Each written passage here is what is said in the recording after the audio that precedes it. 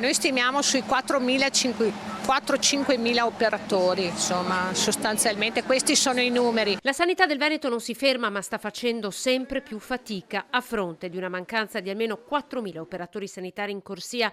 A farne le spese sono i pazienti e gli stessi operatori. Il fenomeno è quello delle dimissioni di massa. Significa che noi abbiamo 2.000 infermieri meno dell'Emilia-Romagna che ai nostri stessi abitanti, significa che le politiche di investimento sul personale di questa regione non ci sono mai state. Diversi primati del Veneto, la regione denuncia la funzione pubblica della CGIL con le retribuzioni più basse d'Italia. Ormai determinano un livello di stanchezza e di criticità davvero insopportabile. Anche qui a Treviso, dai blocchi operatori al pronto soccorso, alla medicina, alle geriatrie, il leitmotiv è questo. Loro così non riescono più a lavorare. Nella Marca di infermieri ne mancano 150, oltre il danno poi c'è la beffa, se è vero che i 51 milioni destinati dalla quinta commissione al comparto tra medici sanitari e OS come incentivo fanno parte del fondo che la stessa commissione aveva destinato alle nuove assunzioni.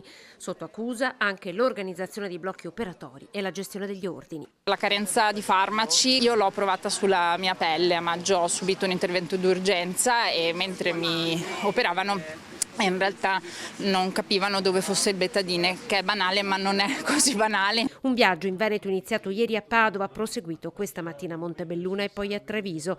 E proprio la tappa trevigiana dell'iniziativa della CGIL dal titolo "Sanitari, curiamoci di noi" ha ricevuto una diffida da parte dell'azienda sanitaria. Ci intimavano di evitare l'interruzione di pubblico servizio. Siamo rimasti particolarmente sbigottiti e prendiamo atto che queste sono le relazioni sindacali che l'ULSS vuole tenere con noi e quindi ci adegueremo. Deludente il rinnovo dei contratti che ha accordato un aumento del 5,78% a fronte di un'inflazione arrivata fino al 16%.